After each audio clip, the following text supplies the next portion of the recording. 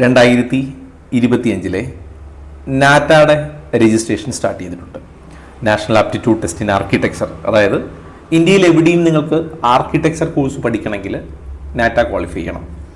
അതായത് നമ്മൾ medical allied കോഴ്സുകൾക്ക് നീറ്റ് നിർബന്ധമാണ് എന്നുള്ളതുപോലെയാണ് നിങ്ങൾക്ക് എവിടെയെങ്കിലും ആർക്കിടെക്ചർ കോഴ്സ് പഠിക്കണമെങ്കിൽ നാറ്റ ക്വാളിഫൈ ചെയ്തിരിക്കണം. അതുകൊണ്ട് ആർക്കിടെക്ചർ കോഴ്സുകൾ താല്പര്യമുള്ള കുട്ടികൾ നാറ്റ രജിസ്റ്റർ ചെയ്യാൻ ശ്രദ്ധിക്കുക. ഇനി അതുമായിട്ട് ബന്ധപ്പെട്ട വീഡിയോ ആണ്, അല്ലെങ്കിൽ അതിൻ്റെ ഡീറ്റെയിൽസ് കൂടി പറയാം. ഓൾറെഡി 2024 നാറ്റ എക്സാം എഴുതി ഒരു score card, valid score card ഉള്ള കുട്ടികൾക്ക് വേണമെങ്കിൽ എഴുതാം, ഇല്ലെങ്കിൽ എഴുതണ്ട. ഈ 2025 നിങ്ങൾ ഒരു അറ്റംപ്റ്റ്, മുഴുവൻ 2025 3 അറ്റംപ്റ്റ് ഉണ്ട്. ആകെ നിങ്ങൾക്ക് മാക്സിമം എഴുതാവുന്നത് 3 അറ്റംപ്റ്റ് ആണ് 2025. ഓൾറെഡി നിങ്ങൾ 2024 എഴുതിയിട്ടുണ്ട് എന്ന് വിചാരിക്കുക. നിങ്ങൾ ഇവിടുത്തെ ഫസ്റ്റ് അറ്റംപ്റ്റ് എഴുതിയാൽ 2024 സ്കോറോ അല്ലെങ്കിൽ 25 ഏതാണോ കൂടുതൽ അതാണ് കൺസിഡർ ചെയ്യുക. ഇനി നിങ്ങൾ 2 അറ്റംപ്റ്റ് എടുത്തിട്ടുണ്ടെങ്കിൽ 2024 സ്കോറും ഈ 2025 സ്കോറും കൂടെ നോക്കിയിട്ടാണ് എന്ത് ചെയ്യുക, ഏറ്റവും ബെസ്റ്റ് സ്കോർ എടുക്കുക, ഏറ്റവും കൂടിയ സ്കോറാണ് എടുക്കുക. നേരെ തിരിച്ച് നിങ്ങൾ ഈ വർഷത്തെ 3 അറ്റംപ്റ്റ് കൊടുത്താൽ നിങ്ങളുടെ 2024 സ്കോർ ഇൻവാലിഡ് ആവും. ഇത് 24 എഴുതിയിരിക്കുന്നവർക്ക് ഉള്ള അറിയിപ്പാണ്. നേരെ തിരിച്ച് 2025 ആദ്യമായിട്ട് എഴുതുന്നവർക്ക് ഇത് 3 വേണമെങ്കിൽ എഴുതാം. നിങ്ങൾ 1 എഴുതിയുള്ളെങ്കിൽ ആ സ്കോർ എടുക്കും, 2 എഴുതിയാൽ അതിൽ ബെസ്റ്റ് എടുക്കും, 3 എഴുതിയാൽ അതിൽ ബെസ്റ്റ് എടുക്കും. മാക്സിമം എഴുതാവുന്നത് 3 അറ്റംപ്റ്റ് ആണ്. കഴിഞ്ഞ വർഷം എഴുതിയവർക്ക് കഴിഞ്ഞ വർഷത്തെ സ്കോർ കാർഡ് വാലിഡ് ആണ്. നിങ്ങൾക്ക് ഇംപ്രൂവ് ചെയ്യണമെങ്കിൽ ചെയ്യാം. നിങ്ങൾ 3 അറ്റംപ്റ്റ് എഴുതിയാൽ 2024 ഇൻവാലിഡ് ആവും. ഓക്കെ, ഇനി അതിൻ്റെ date and time of examination March 1 തുടങ്ങി ജൂൺ വരെയാണ് ഈ 3 സെഷന്റെ എക്സാം ഉണ്ടാവുക.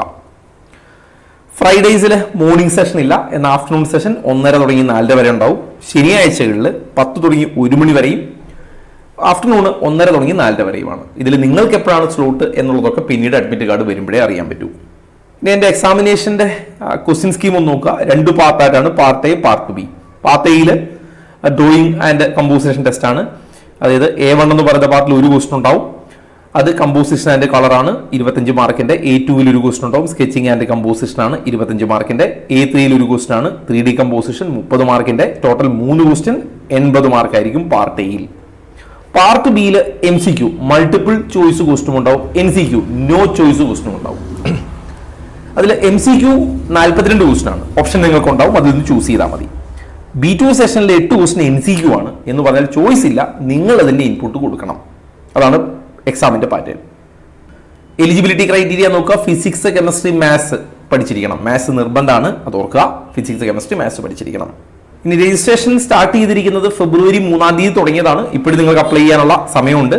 അതുകൊണ്ട് ആർക്കിടെക്ചർ കോഴ്സ് താല്പര്യമുള്ളവർ മാക്സിമം പെട്ടെന്ന് തന്നെ അപ്ലൈ ചെയ്യുക. അപ്ലിക്കേഷന്റെ രീതി എന്താണെന്ന് വെച്ചാൽ സാധാരണ ഒരു അപ്ലിക്കേഷൻ പോലെ ഇനിഷ്യലി നിങ്ങൾക്കൊരു നിങ്ങളുടെ വാലിഡ് മൊബൈൽ നമ്പറും ഇമെയിലും ഒക്കെ ഉപയോഗിച്ചിട്ട് നിങ്ങൾക്ക് രജിസ്റ്റർ ചെയ്യാം.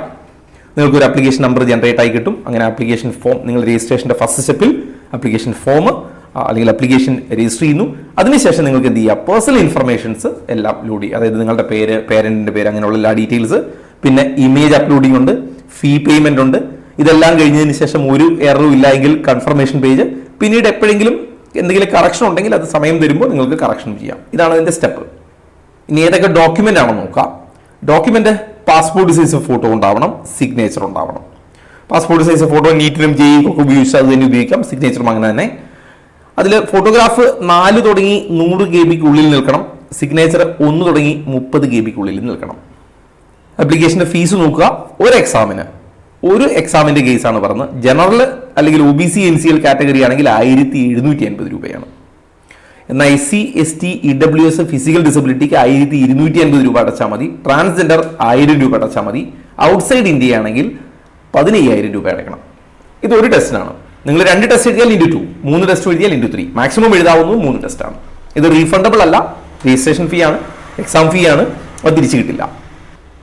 കേരളത്തിലെ സെന്ററുകൾ നോക്കാം. ഇടുക്കി, എറണാകുളം, കോട്ടയം, കോഴിക്കോട്, മലപ്പുറം, പാലക്കാട്, തിരുവനന്തപുരം, കഴക്കൂട്ടം, തൃശ്ശൂർ. ഇത്രയും സ്ഥലത്താണ് ടെൻഡേറ്റീവ്ലി ഏകദേശം സെന്റർ ഉണ്ടാവുക. അതിൽ മാറ്റം ഉണ്ടാവുക എന്നുള്ളത് പിന്നീട് അറിയാം. ഇപ്പം നിലവിൽ അവരുടെ ഇൻഫർമേഷൻ ബുള്ളറ്റിൽ പറഞ്ഞിരിക്കുന്ന മെയിൻ കാര്യങ്ങൾ ഞാനൊന്ന് ഓർമ്മിപ്പിച്ചു.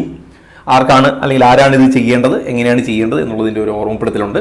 ഓക്കെ, ഇനി ഇതുമായിട്ട് ബന്ധപ്പെട്ട എന്തെങ്കിലും അപ്ഡേറ്റ് വരികയാണെങ്കിൽ ഞാൻ കമ്മ്യൂണിറ്റിയിൽ പോസ്റ്റ് ചെയ്യാം. കമ്മ്യൂണിറ്റിയുടെ ലിങ്ക് കമന്റ് ബോക്സിൽ ഞാൻ പിൻ ചെയ്തിട്ടുണ്ട്. എൻട്രൻസ് സംബന്ധമായ വാർത്തകളും അപ്ഡേഷനുകളും ഏറ്റവും വേഗം ആധികാരികമായി അറിയാൻ സബ്സ്ക്രൈബ് ചെയ്യുക, ബെൽ ഐക്കൺ അമർത്തുക. ഈ വീഡിയോ മറ്റു സുഹൃത്തുക്കളിലേക്കും ഷെയർ ചെയ്ത് നൽകുക.